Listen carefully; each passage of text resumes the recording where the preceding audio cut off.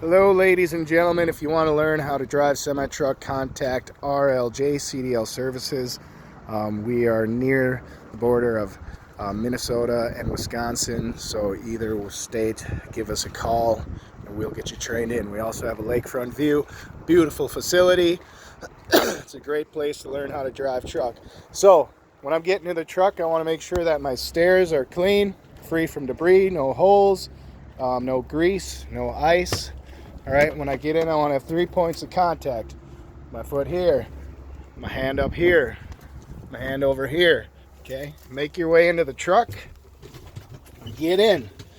First thing I do is I make sure my door shuts securely. There's no gaps, no signs of air or the outside where it would leak on both sets of your doors, okay? And then after that, I check my brake valves right away. I make sure that they are pulled out and in the lock position, okay? And then I want to check my stick, make sure it's in the neutral position, okay? So then, after that, I adjust my seat, okay? I want to make sure my seat is in the proper position where I can push my clutch all the way in, all right? Then after that, what I want to do is I grab my seat belt, okay? I want to make sure my seat belt here latches properly, okay?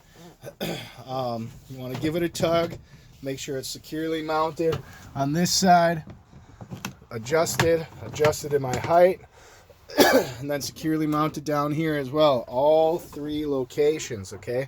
I want to make sure that my belt is not cut, it's not frayed, there's no holes. All right. So then, after that, what I want to do is I go to my windows, all right?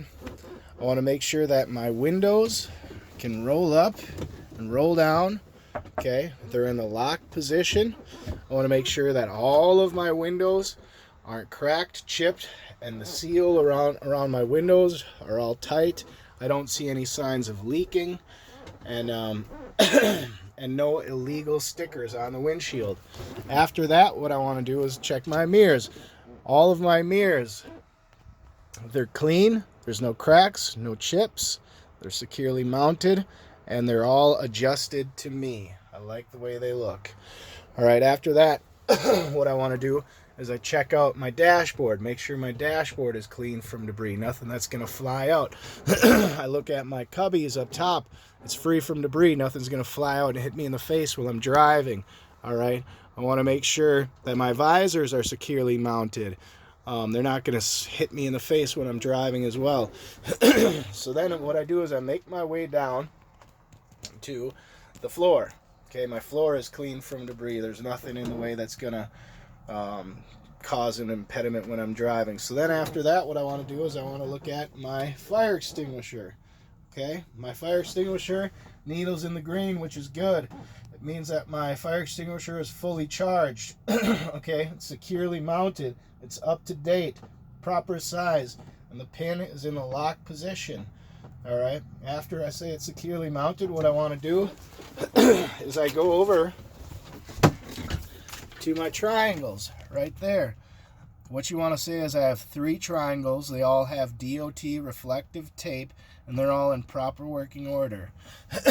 If you want to show off, you just show them, tell them that if I get in an accident or I blow a tire, I want to put my triangles on a one-way highway, 10 feet, 100 feet, and then 200 feet. So then after that, what you want to do is you go to your fuses, okay?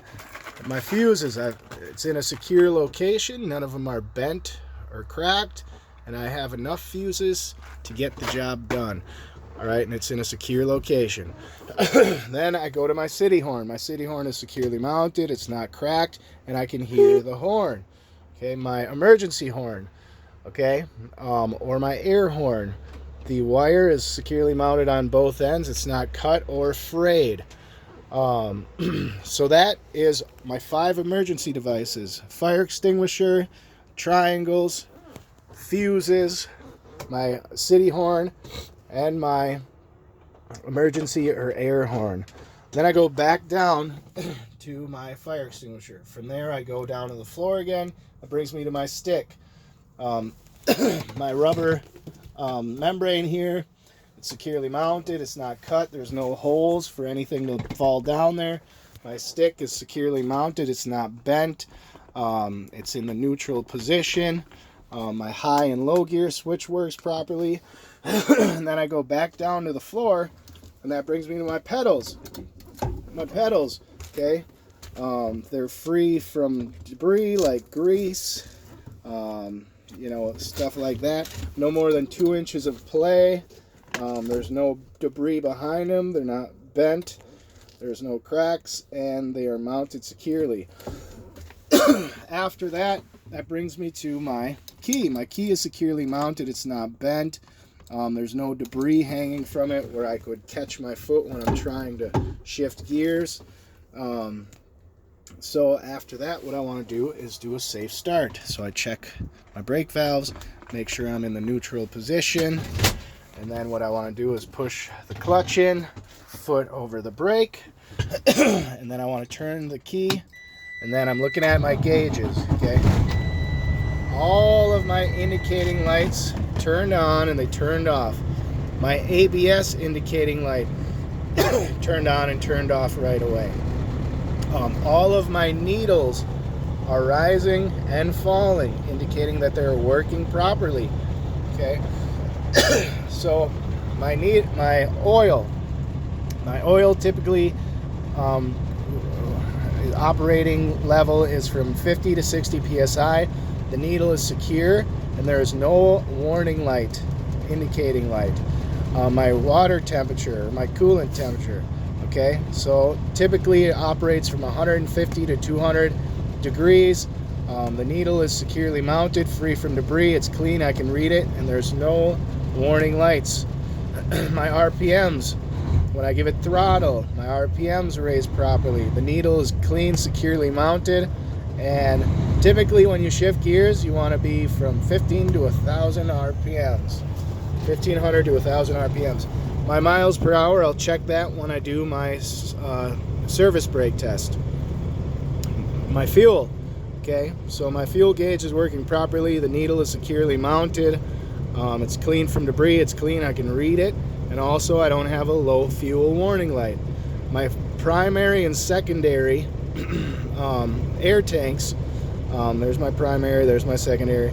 The needles are securely mounted. They're free from debris. They're clean. I can read them, and they're showing me that I have a sufficient amount of air in my air tanks. All right, and then my volts. Okay, checking my volts right there. You can see right here, I've got 13.7 volts, which is between the operating level of 12 to 14 volts. Okay, so after that, what I want to do is check my indicating lights. Okay, so I turn my left blinker on. My left indicating blinker light comes on. It's working properly. Push up. My right indicating blinker light is working properly. Then you pull this baby out. Right here, you pull this out, and then my four-way flashing indicating lights have turned on and they're working properly. Now to do your high beam, you have to turn your lights on, your low beam lights on. Okay, and then you pull this towards you, up, and then you can see there that your low beam or your high beam indicating light is working. To turn it off, you do the same thing. All right, so then after that, I go to my windshield washer. So I push this, and then to get the fluid, I push the wash. So I push this in. My windshield wipers are working properly. Okay, now that I push this button, let's see, my windshield washer fluid is working properly. Okay, that's good. My windshield wipers are securely mounted. The rubber is not tearing off, and the windshield wipers are not bent. Okay, so I push that back in to turn them off. Push this back in to turn them off. There we go. So then after that, I want to check my fan, my defrost, and my heat. Turn them all the way to the right. Okay, so my defrost is up here. Okay, the fan, yep, I feel it. Feels amazing. Okay, so that's working properly. My heat's working properly, and my air is working properly. And then I want to check down below as well. All right, that's working properly. So after that, I want to turn it off. Okay. All right. So what I want to do, that completes. Also, I want to check my switches, make sure they're all securely mounted. None of them are chipped or cracked, or none of them will pop off while I'm driving, or I try to pull them to release my brakes. Okay. So then after that, I want to do a tug test. So how I do that is I already started my vehicle. Okay. What I'm going to do is I'm going to push my clutch in, then I'm going to push my brake in. All right. So when I do that, what I want to do is I want to put in gear. So hard wall, back, that's gear, first gear. Okay, I want to push in my tractor, my parking brake, okay? My trailer brakes are still in the release position. Okay, so I'm going to give a tug on my trailer, okay? And we're rocking back and forth, but not moving at all. That means my trailer brakes are working. I have a good connection between my fifth wheel and my kingpin. Okay, now I want to do a tug test on my tractor. So I pull my parking brake out, push in my tractor or trailer brake, yellow out, red in, and I want to give a tug test on my tractor. Okay, release the clutch just a little bit, and then I don't move forward, and that shows me that my tractor brakes are working. So now I want to try my service brake right here. Okay, so what I want to do is I push in both trailer and tractor, still in first gear. What I want to do is let it out. Okay, give it some RPMs.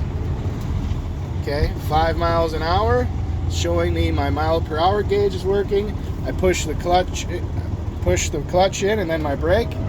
Okay, you want to make sure that you have both hands on the wheel when you're doing this test. You want to say that my steering wheel did not pull to the left, did not pull to the right. My brake did not feel spongy, and I came to a complete stop, which shows me that my service brake is working correctly. Now, keep the clutch down, foot on the brake still. I'm still in first gear. Both valves are still pushed in. So now what I want to do is turn the truck off. Wait for the truck engine to stop, then you can lift the clutch up. Take your foot off the brake. That's why we keep it in first gear, so that you don't go slide or roll forward or backward, because the clutch is still connected to the engine. All right, so after that, what I'm doing is I'm doing a 1 minute air loss. So I'm watching my primary and secondary gauges. Okay, I don't want to lose any more than 4 psi with a combination vehicle, your truck and your trailer. All right. So you can't lose any more than 4 psi with a combination vehicle within 1 minute, 60 seconds.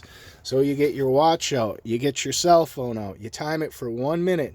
You also tell them if you just have your tractor alone, you can't lose any more than 3 psi in 1 minute, okay? All right, after that, so what you do is you push on your service brake, and then you wait for 1 minute and make sure you don't lose any more than 4 psi with a combination vehicle, or 3 psi.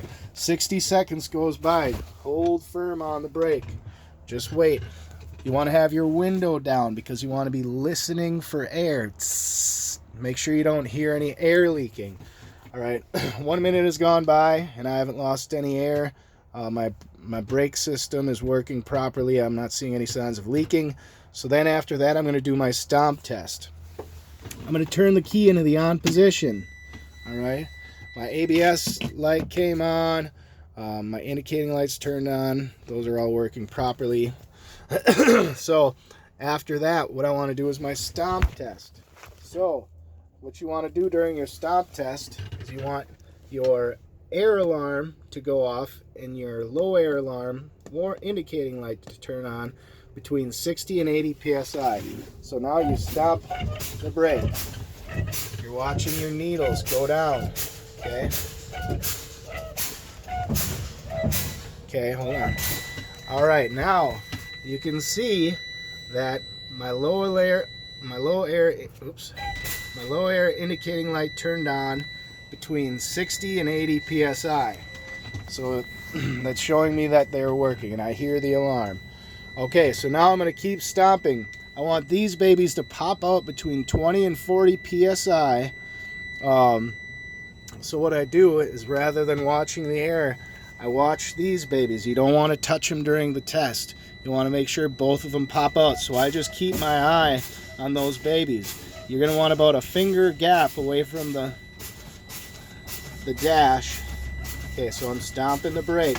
I'm stomping. Okay, they should be popping out. Okay, they popped out at between 20 and 40 psi. Right here it's showing me it's around 25 and 30 psi. So that's working properly. All right, after that, what I want to do is, after these babies both pop out, I'm still in gear. Okay, so what I want to do is a safe start. So I push my clutch in, foot over the brake, make sure it's in the neutral position. The valves have popped out, they're already pulled out. So I want to start the truck. Okay, and I want to do a tug test on both my truck and my trailer now. So I put it into first gear, let the clutch out nice and slow, foot off the brake, give it a tug test. Okay, I don't move forward, so it's showing me that my truck and my trailer brakes are working together as well after being reset. Okay, so then after that, I put it in neutral. I can let the clutch out. I give it some throttle, and I raise my RPMs up to 1500. And what I do is I build air, and you want to make sure that you're building air at a safe level, which is 80 to 100 psi within 45 seconds. You don't have to tell your tester that, but that's what it is. So you're building air. You want your PSI to go all the way to 125 psi. See, my alarm just turned off. So now as I'm building air, we're going to raise to 125 psi. We're going to wait for the safety air valve to go off. So your window is still down. You're listening. You want to hear the sound. And as soon as you hear that sound, you say, my safety air valve went off. And that means that's working properly, and that concludes my in-cab and brake test. Thank you very much. Hope you enjoy the show.